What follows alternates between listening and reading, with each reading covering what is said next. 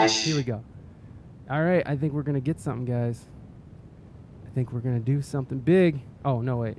You're the only person. Oh, here we go. Hey, okay, so we're going to go over Hello? to... Hey, what's up, man? So, How you everybody, doing, man? welcome KnightHeart. How you guys doing? Hey.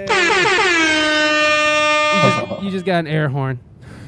Lit. Hey, man, how you been, man?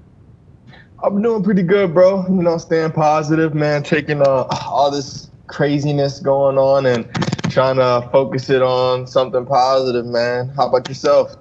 Likewise, I mean, like, this last couple months has just been, oh my God, you're not even on there. Hold on, man, I didn't transition you. Thank you, guys. Thank you for, now you're on the screen. So I don't know if you knew this, but this is my first one of these, and so I'm still getting used to the technology and shit, so it's kind of crazy. I got 2 cameras and lights and shit and words, and, like, dude, like, look at, like, what I'm just going to show you a little bit. Yeah. I don't even know if you can see that much, but Yeah, dude. it's like a fucking space shuttle in here. Anyways, the new album is DreamBoy The Prequel, and Yes, sir. and I don't know, did we talk about it when you were on the show the first time? I think you were kind of working on this, right? Yeah, we kind of glanced over it. I really didn't have any confirmation for the project yet, so I didn't want to give out much detail, but we had mentioned it a little bit, yeah. Yeah. So I mean, tell me about it. I mean, I listened to it. You're divulging a lot of personal stuff. You're talking. You're not talking about normal things that you might find in hip hop. Right. Right. You know, tell me a little bit about the conception of this album. Well, the whole concept of Dream Boy actually goes way back to when I was a kid, man. I used to have these crazy dreams, and I thought I had a superpower or something. So I used to call myself Dream Boy.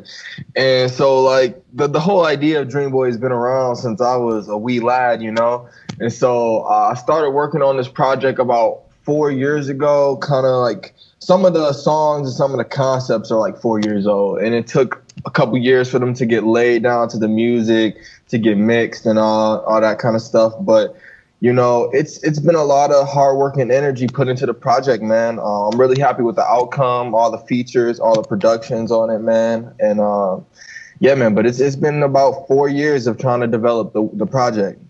No, I think right off the bat, the first song is produced by Press Play. I don't know if he's heard me, but did Press Play do more than that song, or where? How many?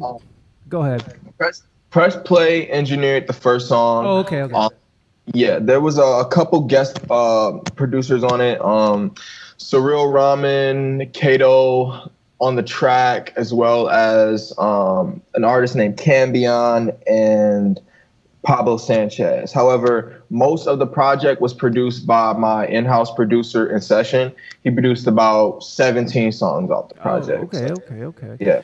So, you know, I know we talked about this on the podcast before, but, you know, you're not afraid to get emotional. You're not afraid to go outside the norms. What is it that drives you to kind of go in that direction?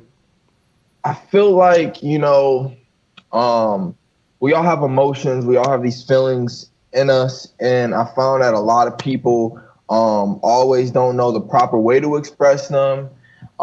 They sometimes, you know, need someone else to help, you know, push it out of them. And so I feel like as an artist and as a musician, the more emotion and stuff I put into my music, the more that my fans will feel and the more it'll help them in their journey. So I feel like it's kind of an obligation to really trying to, even at times when it's hard for me, put as much emotion as possible, because I think that's the kind of stuff that is going to matter most to the hardcore fans, like the dedicated fan base are going to appreciate that a lot. Yeah, man. You know, like I say this all the time, but it's like I always appreciated artists who isn't afraid to be vulnerable, who isn't afraid to show that they you know, sometimes I do cry, you know, like this is how it is. It's human. Yeah, exactly. And to sit there, and for some artists to sit there and not want to show that, it just, I feel like it creates a disconnect between me and that person. It does. For sure. Because like when I hear a song, and you know, like, and it depends on how you write, you know, because not everybody's out there writing exactly what happened to them in life, and I'm sure that's, you know, you're not saying word for word everything that happened to you, and you know, I'm sure you're speaking in hyperbole and metaphors and all the things that, you know, hip hop is all about, but you know, it's to sit there and deny that vulnerability, I feel like it's just you're denying your audience a certain side of yourself. But then again, certain artists don't want to put that out there. You know, they don't feel like they need to. You know, It's true, and some artists, you know, are very successful at doing that. So Exactly. if that's their fan base, if they have a support system who's okay with that, all the power to them. But just from what I've seen, a lot of the artists with more longevity are consistently trying their best to put, you know, as much of themselves into the music at all times and not trying to skimp out, you know, on the fan, you know? yeah. Who are you listening to right now? Who are you really into right now? I'm really not listening to a lot right now. I had to like purge myself of like listening to music because I'm starting a new wave of creation since I dropped the album, and so I'm trying to get like a fresh start of where I want my direction to go, and I don't want to be influenced by too much. However, Roddy Ricch, I've just gotten super hip to. He's dope. Jack Harlow, I just got hit really hip to. He's dope. And Rico Nasty, I've been kind of listening to a little bit, but I'm not sure if them.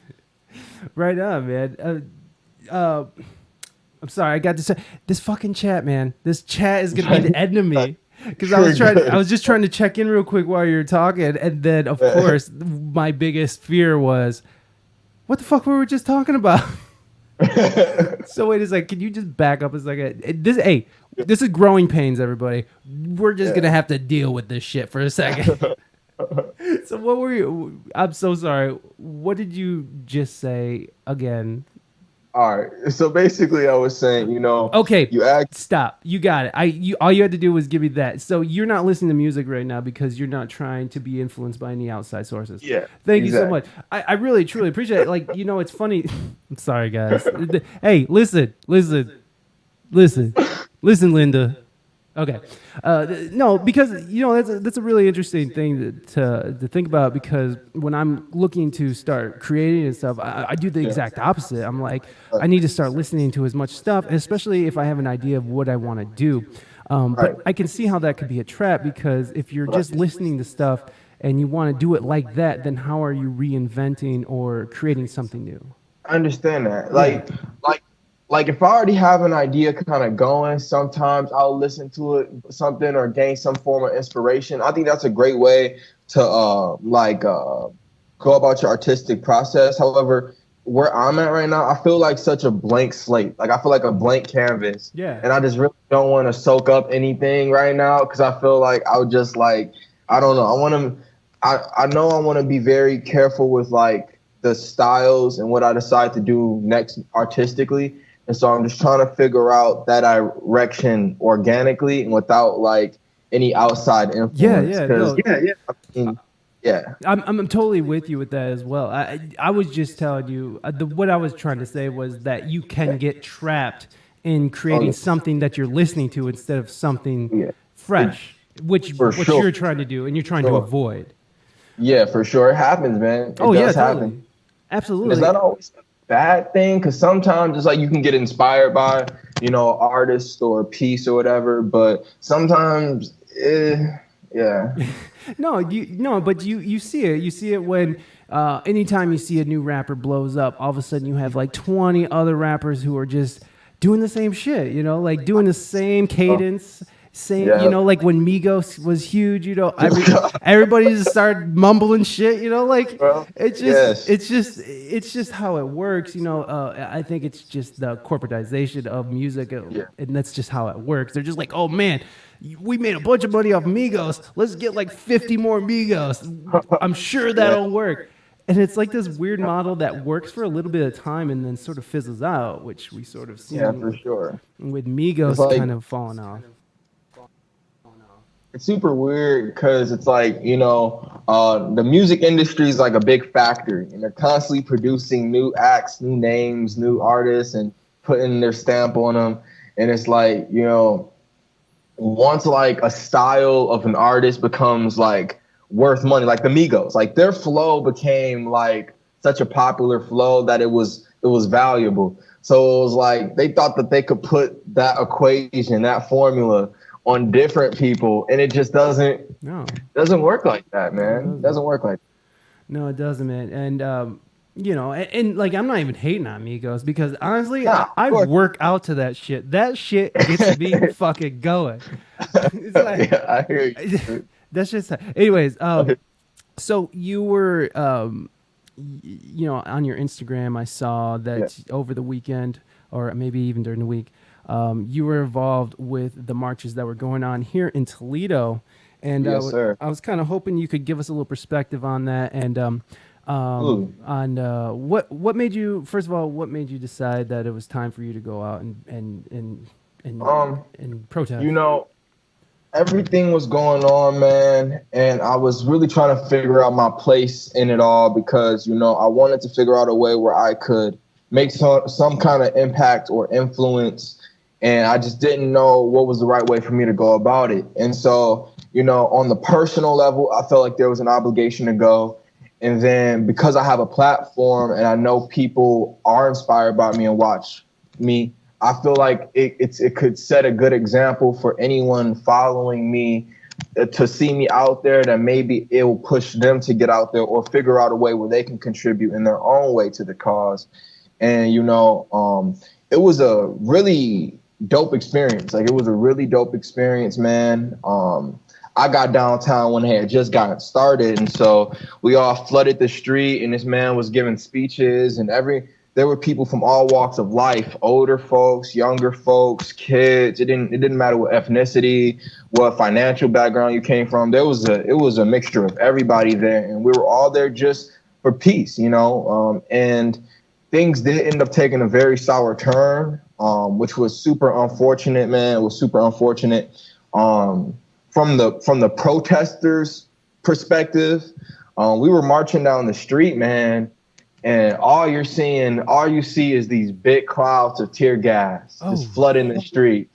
And so there's hundreds of people at this protest, and it's like before you know it, a wave of like 200 people just start running and running. And so it's like, those stories about like getting caught in like a trample and getting like stepped on and all that stuff. yeah. Like, I'm like confident that happened to a lot of people because everyone was terrified. The tear gas hit a lot of people, man. And, it felt like that was kind of like the escalation point that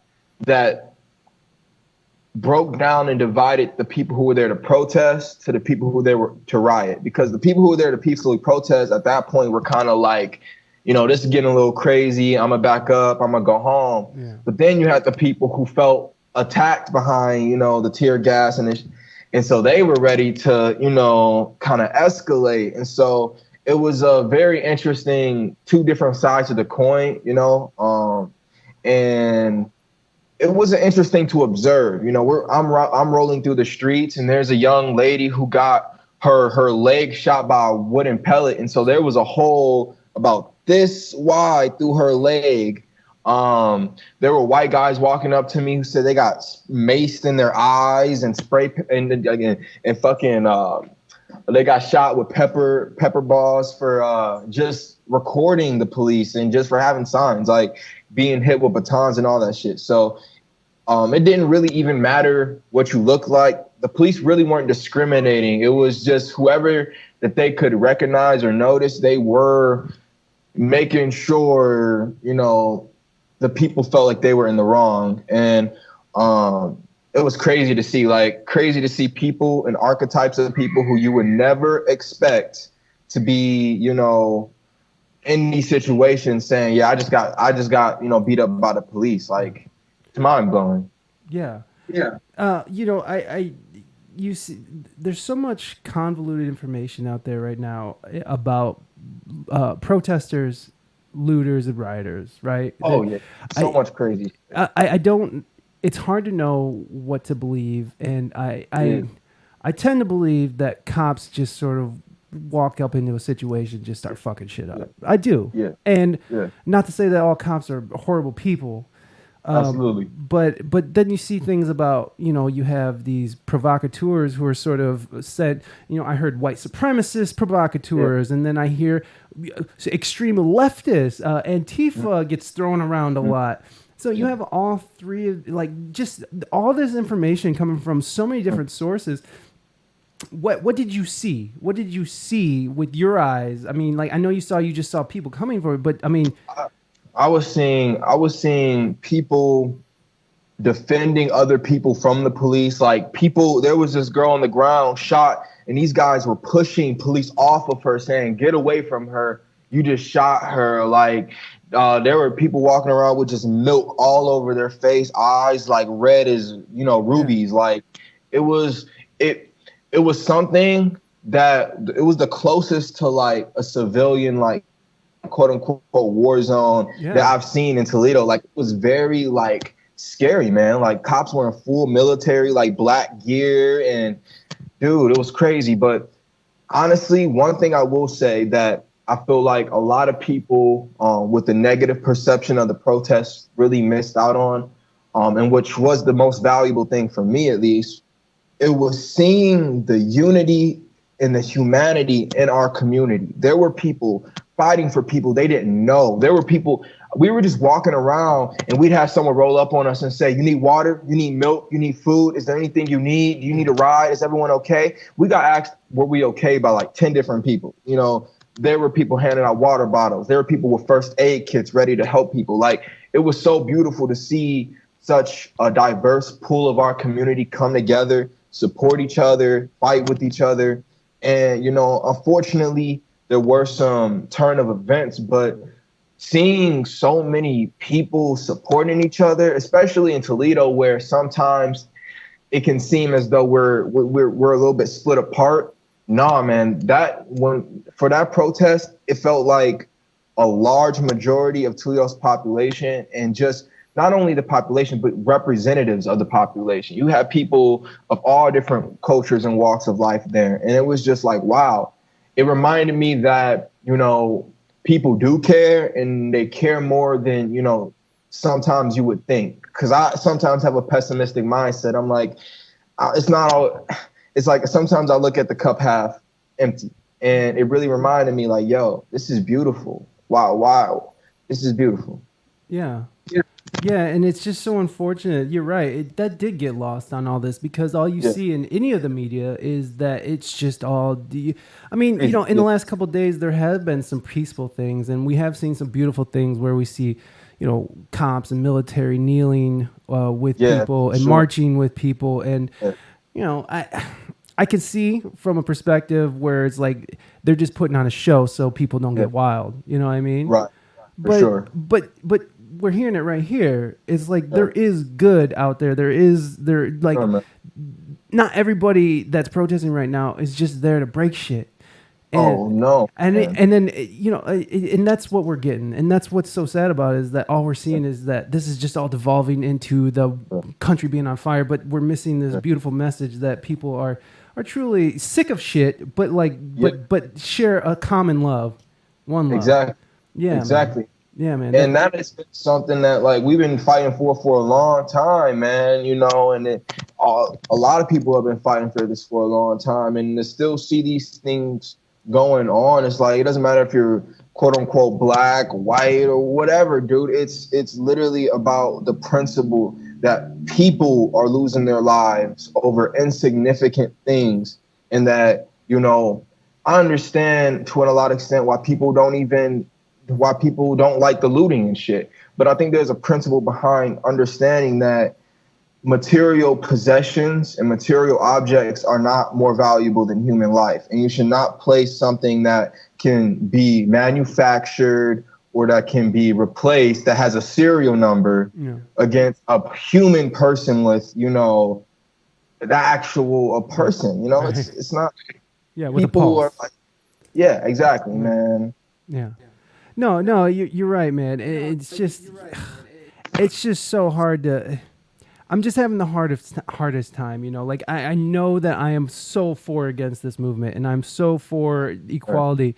But like when I do see, when I do see rioting, when I do see looting, it saddens me, man, because I know it's not the message that this movement is trying to push forward. And please. It's like I don't know, man. It's like, there's a lot of people taking advantage of the chaos and the craziness. Yes. And, with this movement being so strong, the media is doing what it can to sort of manipulate some of the information, and it creates a dissonance between the people who are observing it from an outside view and what's going on. Because like you said, some of it's really sending the wrong message. They're highlighting the wrong things and putting the wrong things in the wrong frame. Yeah. And I think that's one of the most unfortunate things, because it's like, I do understand that there are some things that personally with my moral code, I don't agree with, but like, it's just people taking advantage of the chaos. It's like that has happened forever. You know what I'm saying? So it's like, don't blame the heart and the soul of the cause for, some of the just the ripple effects. You know what I'm saying? Yeah. On some level, do you believe that the looting and rioting is justified?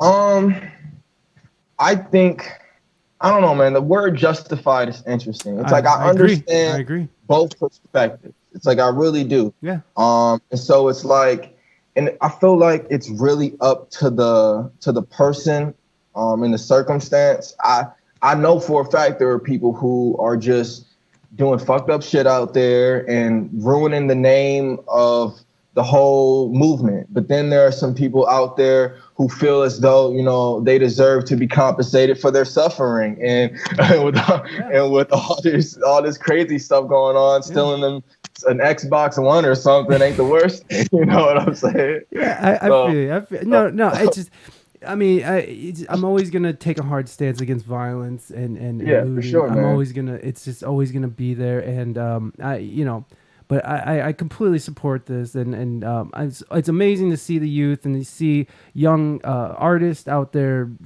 letting their voices be heard, and I super appreciate you coming on the show and talking with us. Thank you for inviting me, man. No problem, man. There'll be more of these, because now that Twitch is up, man, I am just doing shit. Oh shit, I hit my Sweet, bro. All right, man. KnightHeart, I appreciate it, my friend. I will talk to you soon. Thank you so much. We're gonna play. What song should we play by you, KnightHeart?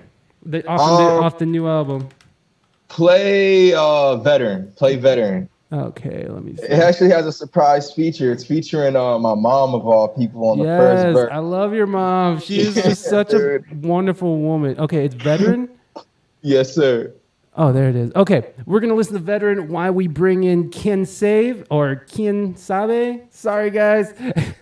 All right, man. KnightHeart, thank you so much. We'll talk to you soon.